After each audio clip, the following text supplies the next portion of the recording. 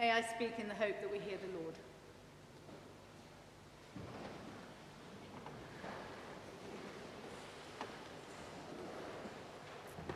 Happy New Year.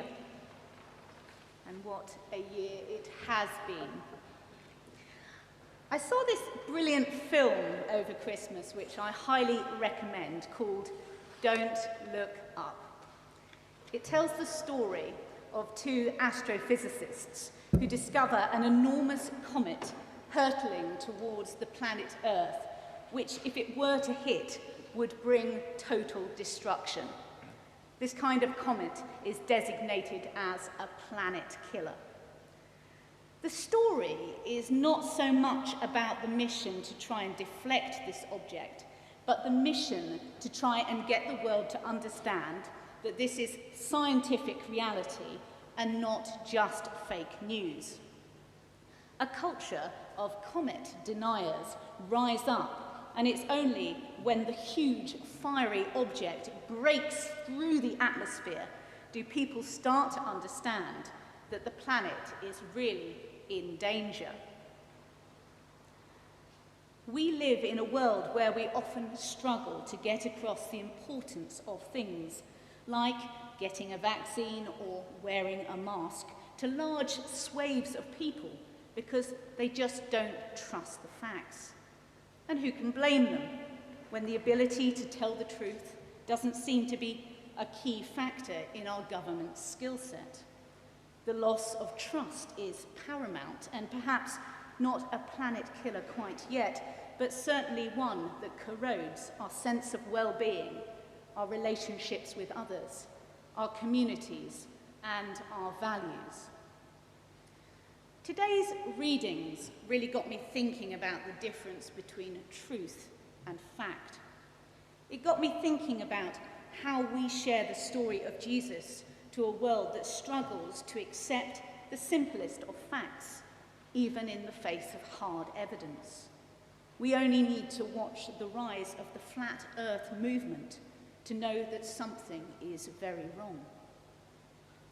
The idea of a God who loves us, that came to earth in human form, died, was resurrected, and ascended again, can seem pretty far-fetched.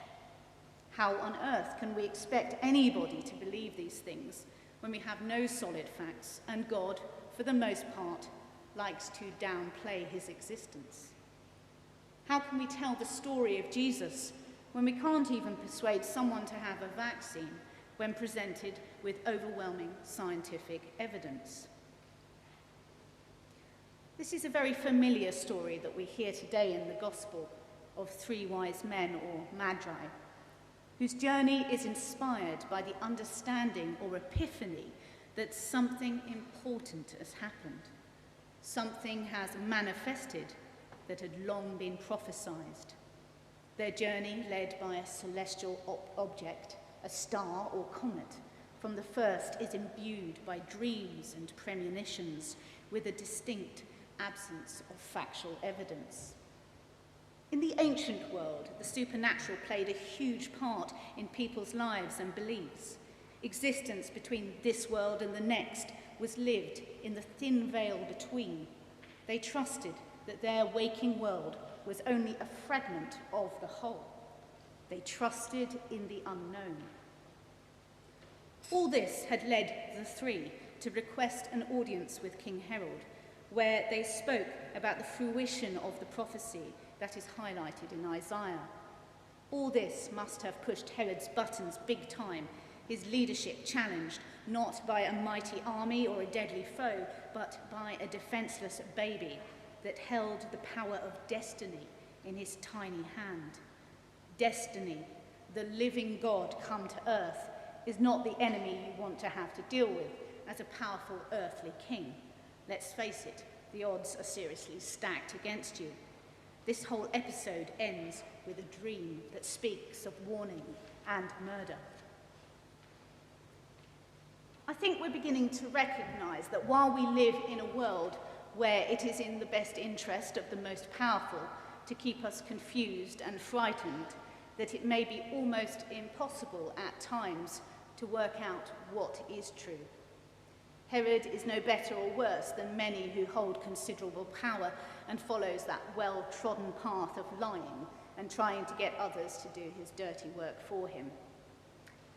You may have heard the saying, "Speak your truth," coming from the lips of younger people, particularly those who influence on the internet. It's a saying that chills me to the bone, as it suggests that truth is now something that is flexible and slippery. For the Magi, the truth lay in their belief and trust that something extraordinary had happened, and it was important for them to involve themselves in it. Their story continues for a reason today. Something extraordinary happened all those years ago, and it's still happening every day in our lives. Looking back at ancient times, we can see that people were much more in tune with the idea of supernatural occurrences. So why has the inquiring human mind done everything it can to explain away the parts of our existence that we cannot truly comprehend? The idea that everything about us and the world around us can be explained by science is not one that appeals to me.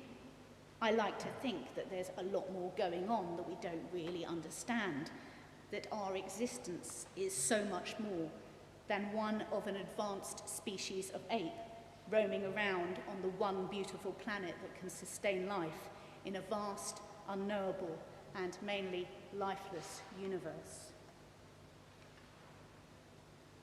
Surely there is an equal place in this world for scientific evidence and holy mysteries. Surely they don't cancel each other out, but instead enhance and excite one another. It seems to me that truth and fact are partners, if not the same thing. Fact is something that exists in real form, whilst truth is something that is a true state of a particular thing. So in a sense, there is something relational about truth, and it is in that relationship with Christ that we find our truth and we learn to speak it. That is what it is to have a relationship with Christ. It is to involve yourself in it, not just to let it happen to you passively. I believe that we are called as a generation, perhaps more so than any other, to seek out the truth and to put it to work in the world. It is our responsibility and gift to recognize God's holy mysteries and allow them to direct us, feed us, and inform us. The film Don't Look Up is clearly a comment on our failure to act on climate change in the face of enormous scientific evidence, a failure that well could be the ultimate planet killer. As Christians, we are called to look up, to look to the heavens for guidance, for a clear, guiding star sent from God. Today we remember that on this day, all those years ago, 3 wise men journeyed together. They sought a baby that held the fate of humankind in the palm of his hand, and those who were wise enough to recognize that knelt before him and called him Lord.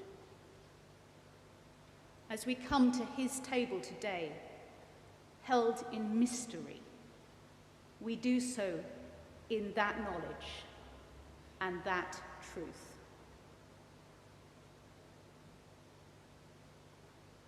Amen.